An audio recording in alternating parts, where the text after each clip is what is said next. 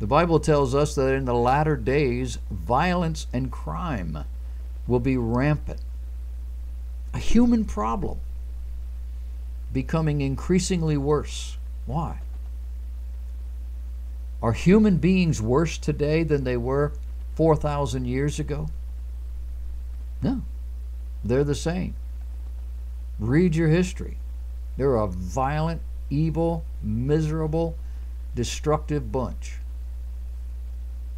So why is it getting worse here in our country and around the world as we get closer to the end of the age?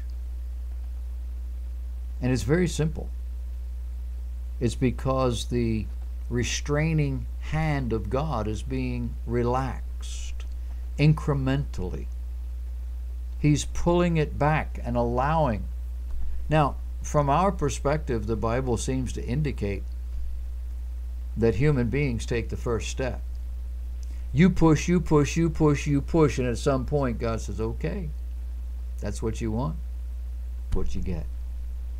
But here at the end of the age, there's a whole program that God has outlined that includes and requires that the world come unglued, morally speaking, financially, economically, politically, you name it. And so relaxing this restraint facilitates this program, that men could see just how really evil their hearts are. And all of that preparing the way for Jesus. The whole thing revolving around the Middle East and around Israel. There is much turmoil in Israel today. In fact, throughout the entire Middle East. The significant thing today is that it is not revolving around Israel. It seems always to be, but recently it's not been that at all. It is Hashemite Iraq against Persian Iran and the political descendants of the Ottoman Turks, which is an ancient battle. It's Russia and Syria against Turkey and the West. It's Hashemites and Arabs aligned against common enemies. Again, they did this in the First World War. Ancient people groups, ancient disputes, biblical battle lines. Let me take you back to Israel's modern beginnings. It is early 20th century. The world is at war with Germany. Britain's war effort was hindered by their ineffective manufacturing of explosives. Britain's situation suddenly changed when a chemist made a breakthrough in synthesizing the needed solvent, acetone, by using a bacterial fermentation process. The chemist was Jewish, having immigrated from Russia, Dr. Chaim Weizmann. In gratitude, Britain's Foreign Secretary, Arthur Balfour, issued the now famous Balfour Declaration in 1917, which established the homeland for the Jews in their traditional location in the Middle East. Balfour addressed a Jewish gathering on February 7th, 1918, where he said, "My personal hope is that the Jews will make good in Palestine and eventually found a Jewish state. It's up to them. We have given them their great opportunity." Working at that same time during World War I was an obscure British lieutenant serving in Cairo by the name of T.E. Lawrence. We saw the movie, Lawrence of Arabia. He was sent off to assess whether or not these undisciplined Arab tribes were capable of helping to fight the Ottoman Turks. His efforts were among the Hawiyat and Hashemite tribes in the Transjordan area.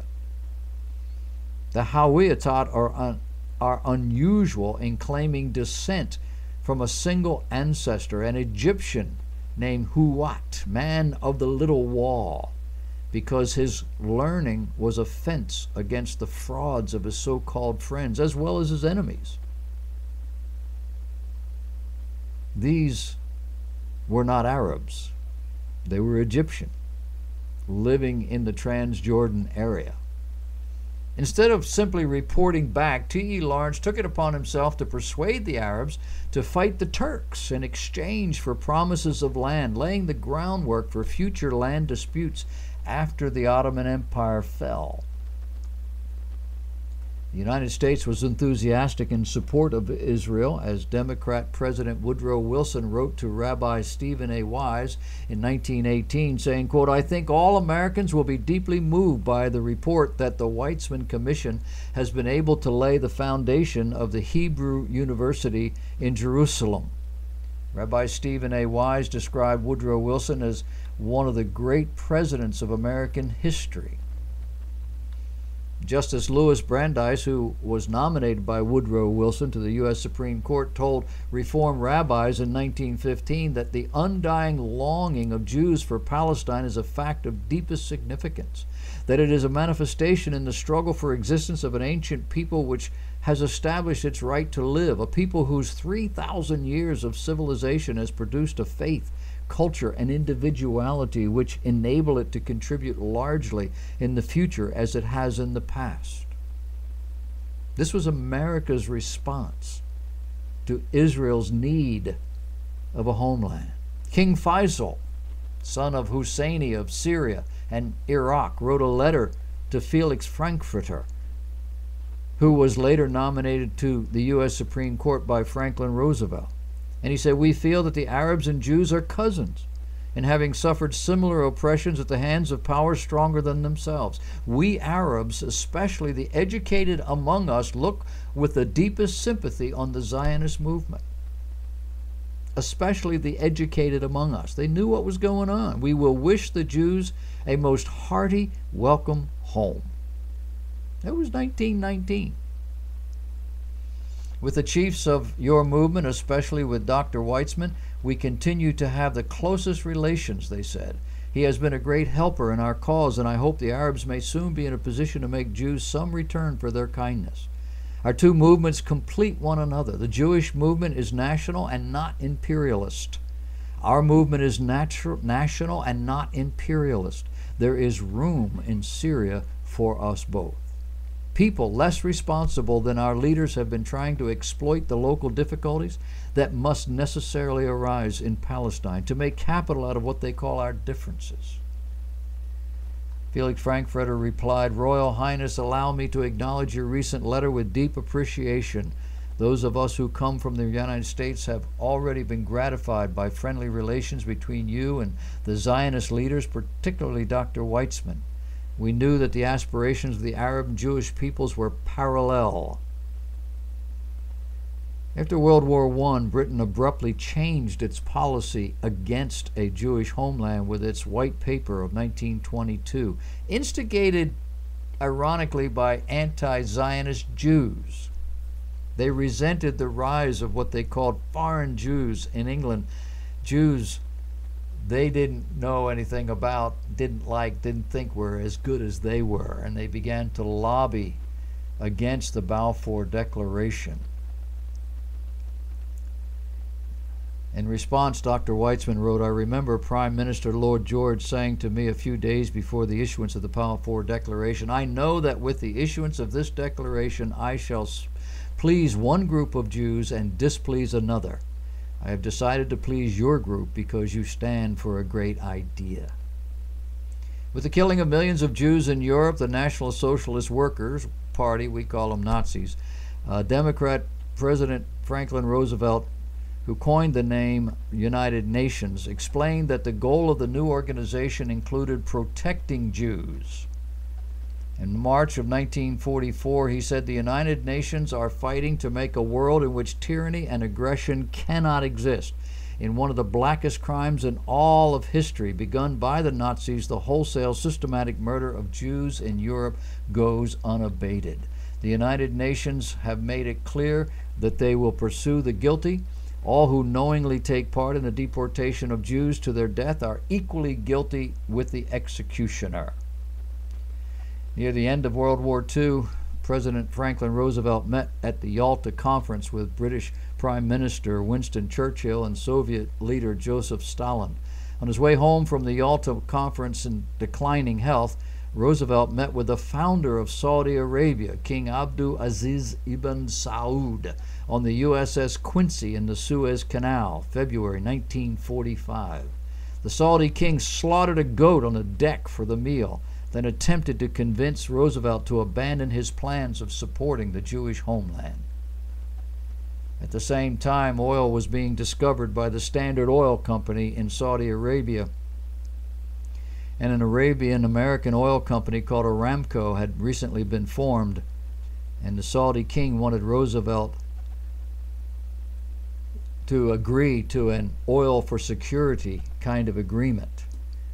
The Saudi king followed up with a letter to Roosevelt, who wrote back promising not to recognize a Jewish state. A week later, he was dead. The next president, Harry Truman, immediately proceeded with plans to recognize Israel as a nation. The United Nations Charter was signed June 26, 1945, and all 51 members of the United Nations signed it and agreed. Their goal was to guarantee security for the Jews, made it one of their number one goals for the year 1948. First thing they did when they got together. The negotiator of the Middle East Armistice Agreement was Ralph Bunche, an African-American diplomat who received a Nobel Peace Prize for his efforts. On November 29, 1948, President Harry Truman wrote to Dr. Chaim Weizmann, the first president of Israel, and said, "I remember well our conversations about the Negev. I agree fully with your estimate that the importance to the area of Israel, and I deplore any attempt to take it away from Israel. I thought that my position would have been clear to all the world, particularly in light of the specific wording of the Democratic Party platform." He concluded his letter by saying, "I have interpreted my re-election as a mandate to carry out the plank on Israel. In closing, I want to tell you how happy and impressed I have been at the remarkable progress made by the new state of Israel." Dr. Weizmann had stated, "I think that the God of Israel is with us." Today, the Middle East draws the world into its family dispute. Israel is looking for her Messiah. Islam, fundamentalist Islam, is looking for its Messiah, the 13th Imam. The Ottomans in Turkey are still trying to take over that part of the world. And the various Arab influences are competing amongst themselves. Jordan stands as a separate entity. They are not classically Arab. They're related more to the Egyptians and to, I think, the Turks than they are to Arabs. But there's a lot of mixture in there, back and forth. And we now have an administration in this country that has no respect for Israel's sovereignty, thinks that they are interlopers, would like them to go away, don't want to talk to them. They have been forced of late to talk to them because the whole place is erupting. Russia is involved, and they're bombing away in Syria at ISIS, not to destroy ISIS, but to prop up Assad. We, on the other hand, have done everything we could to topple Assad. Why we want to do that is beyond me. If you get rid of this dictator, yes, people perhaps that he has been responsible for persecuting and killing will no longer have that problem. But they will have ISIS. They will have a more rabid form of government in there, if they have any government at all. It has destabilized the entire area. And Syria is a big place, and everybody wants a piece of it. And now Turkey has shot down a Russian plane in defense of Syria. I mean, it is just chaos. Iran, they're developing nuclear capacity. Everybody knows that. And they're starting to make noise about, get out of my house. You don't come in here and tell me what I can do. We don't want anybody coming in looking around. They've got 16 reasons why they don't want somebody in there. The region is totally ablaze. We as a country were instrumental in stabilizing that region and establishing Israel. The Arabs, especially the intellectual elite, wanted that to happen. Everybody can have a place. Everybody can live together. But this fundamentalist group is just going crazy. And it's all happening because God has allowed it.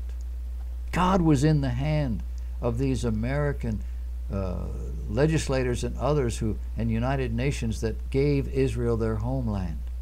God was in the business of sustaining Israel through those early years when their attacks were coming. God was there through all of the wars that they have fought to establish themselves where they are. And the land is blossoming just as the Bible said it would. And there are tremendous technical developments and different things that are coming out of Israel. She is a very valuable part of a global economy and community.